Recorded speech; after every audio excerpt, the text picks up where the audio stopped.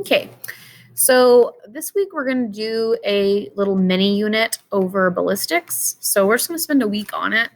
The notes we're going to kind of run through fairly quickly, just a couple activities over it. So ballistics is all about weapons, as you can see here, mostly about guns.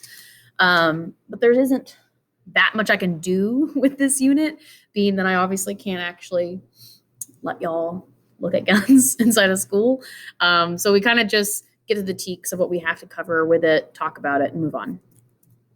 So ballistics refers to the scientific analysis of firearms, bullets, and the travel of projectiles in flight. So kind of like calculating where the shooter was standing based on how the bullet hit. So ballistic experts help to interpret evidence and establish facts during a shooter-related crimes. Ballistic experts determine what type of firearm, so what kind of gun was used, what kind of caliber, how many bullets were used, where was the shooter standing based on the position of the angle the bullet entered either the victim or entered like a wall that missed their target, and whether the weapon had been used in previous criminal cases, so linking to other cases. So a lot can go into it, and a lot of it towards the end of the unit, like calculating the trajectory and how tall the shooter was, or how are they sitting, were they standing, how far from it. Sorry, all that is math. So we'll get through it as painlessly as possible, but it is math. Is kind of what a lot of ballistics is, other than testing for like gun residue and just looking at the bullet itself to see if it matches the bullet from the crime scene. So how a firearm works. Again, there's a lot more detail that I could go into about this. Just for the people who really don't know anything about a gun, I want to give them a little bit of basics.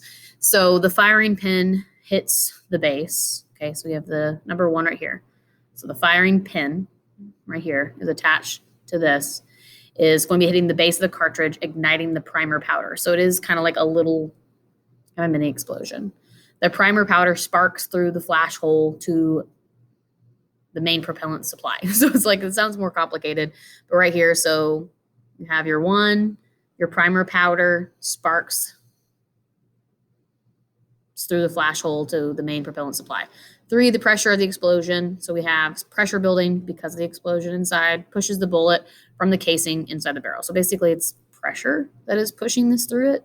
The bullet follows, lands and grooves to spiral out in the barrel. So lands and grooves, right here, the land and the grooves.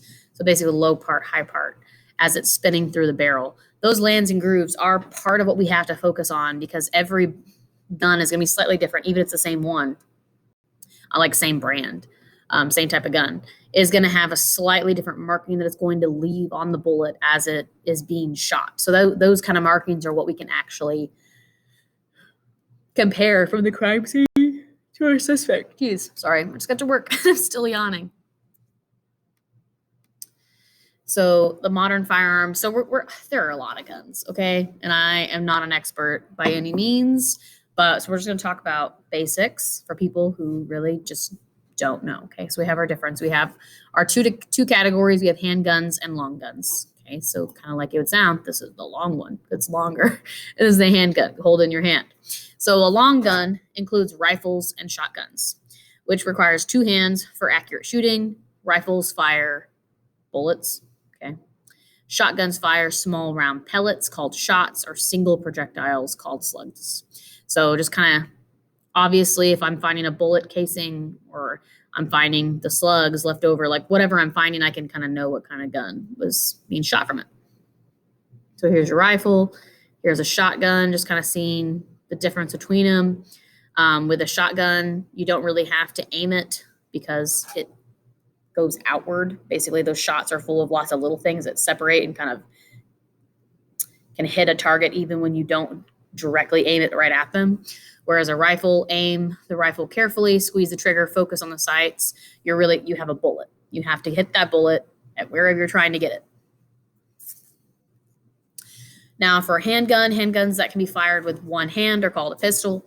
A pistol that holds several cartridges that can be fired one after another is called a revolver. So just difference in if it holds several cartridges or not. So semi-automatic versus a revolver, you actually have to load those each time. So a bullet is a projectile propelled from a firearm. That's what a bullet is. Bullets are made of metals such as copper, lead, brass, bronze, steel, or aluminum.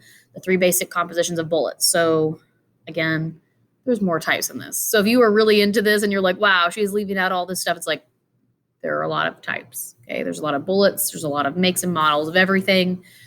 Just the basics is all we're going to focus on. So lead, cheap, dense, soft, easy to mold. Looks like that. Half jacketed, so you can kind of see it has this added jacket. A lead bullet coated with a copper halfway up the exposed portion of the bullet. The copper improves the exit velocity.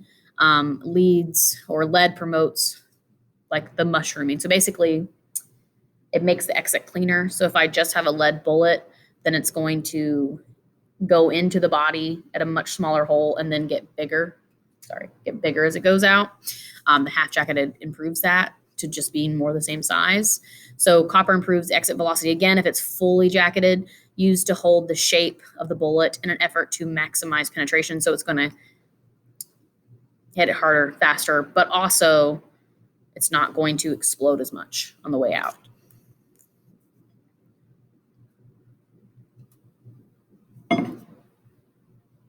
This is where I wanted to end, I think. That's where I wanted to end. So today was just really short. A little bit about like, hey, if you don't know anything about guns, here's just a little bit about it. Tomorrow we'll move into like, what are the patterns? What do we really look for? If we're trying to match a bullet from a crime scene to a bullet from our suspects, like how do we match those things? What are things that can be matched? And then we'll move into gun residue, bullet holes, all that kind of stuff. So really the meat of this unit is going to be in tomorrow's notes.